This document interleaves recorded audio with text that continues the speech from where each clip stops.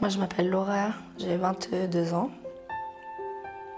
Alors, je m'appelle Fabienne, j'ai 51 ans, je suis employée de commerce à la base et je suis arrivée ici parce que j'ai fait un burn-out et une dépression sévère. Donc, je suis sortie de Malévo après 6 mois et j'avais perdu les habitudes de tous les jours. Donc, on m'a proposé de venir ici à je sais pas où, ce que j'ai accepté.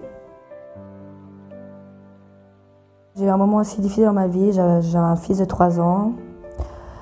Et j'ai eu, comment expliquer, j'ai eu un moment difficile dans ma vie où je me suis retrouvée sans domicile, j'ai perdu la garde à mon fils.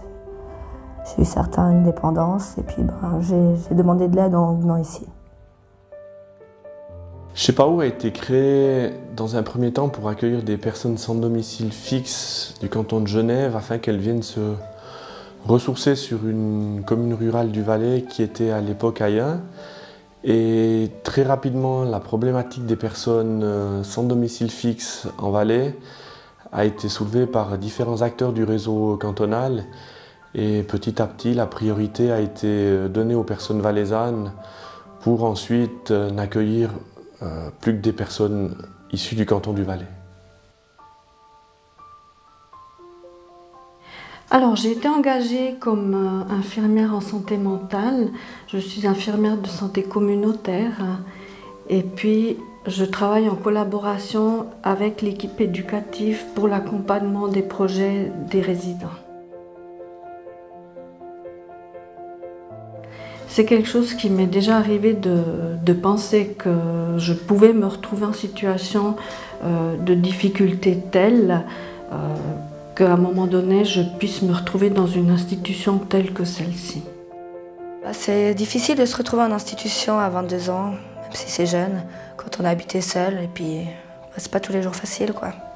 Non, j'ai pas de regrets parce que je me dis qu'on a tous le droit de toucher le fond à un moment, et puis il n'est jamais trop tard pour s'en sortir, quoi. J'ai plusieurs rôles dans la fondation. Je suis intervenante sociale à domicile, pour le suivi à domicile de certains résidents ou d'autres personnes qui partent habiter un appartement. Il y a un suivi à domicile, je fais ça.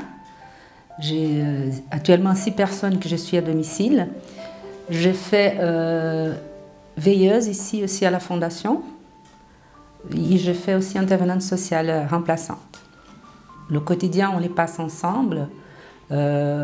Ils font partie de notre entourage, on travaille avec eux, on vit avec eux. Ce que j'attends de la société, qu'elle soit un peu plus compréhensive, que justement elle se rende compte que ça peut arriver à n'importe qui, et que c'est le rôle de la société d'aider ces gens, de les accepter et justement les aider à réintégrer cette société.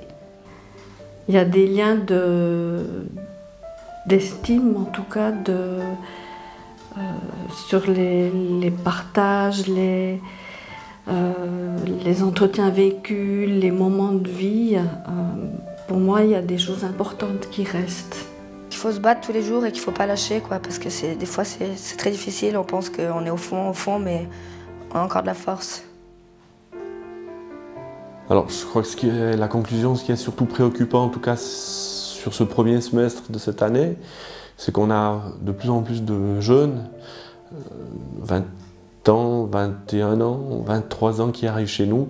Et ça, c'est assez préoccupant, des jeunes qui sont complètement désocialisés, complètement déracinés, avec des grosses problématiques, par moments psychiques, d'addiction, de comportements sociaux. Et ça, c'est préoccupant, mais je crois qu'on garde espoir, puisque en plus de 20 ans d'existence, on a vu passablement de personnes arriver dans des situations très complexes, mais qui ont pu rebondir et qui aujourd'hui vont bien. Donc c'est aussi un message d'espoir que j'ai envie de donner.